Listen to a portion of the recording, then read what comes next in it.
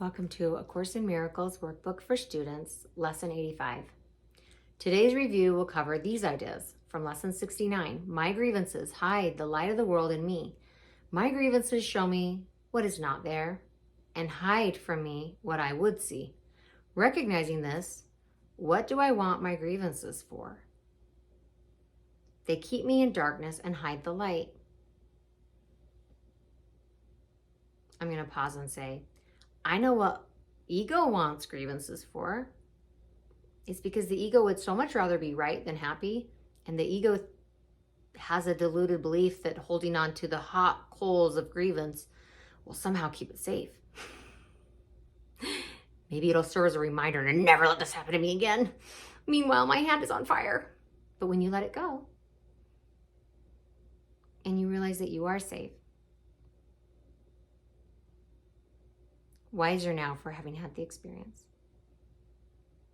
you can move forward in the knowledge of who you are. And that is a being of light, of love, that has no need for grievances.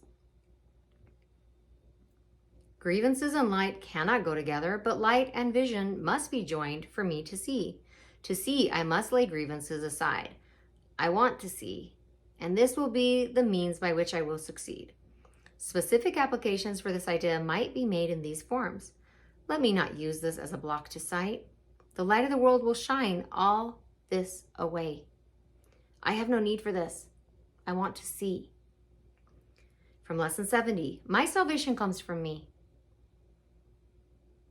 I'm going to pause and say, remember, God has already given you salvation. So this isn't a statement of hubris or pride. This is a statement of fact. That you always had the keys to your kingdom. God never intended to make you beg for them. Today I will recognize where my salvation is.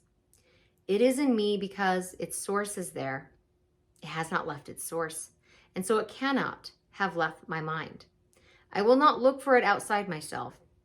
It is not found outside and then brought in. But from within me, it will reach beyond, and everything I see will but reflect the light that shines in me and in itself. Wow, this is so beautiful. These forms of the idea are suitable for more specific applications.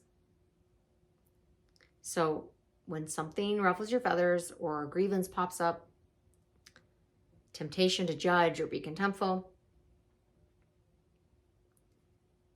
these are your go-tos.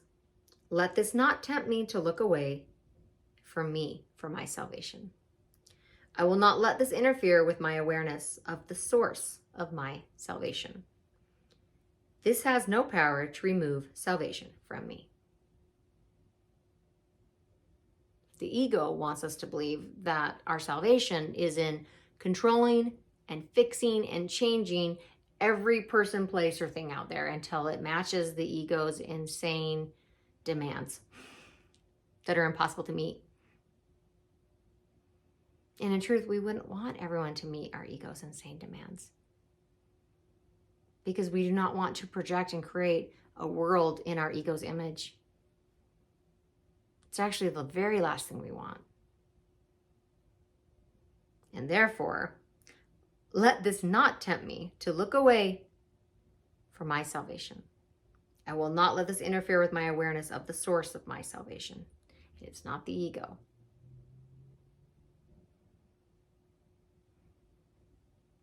This has no power to remove salvation from me. And it's this radical self-accountability that sets you free. Because you are not a slave. You are not beholden to anyone. You are perfect, whole, and complete. You are a liberated being. You have free will. And as we've learned previously, any problem that you encounter, the solution is inherent in it. And if you are still and you ask for the solution, it will come to you. This is a guarantee. Thank you so much for joining me today, and I will see you tomorrow for lesson 86.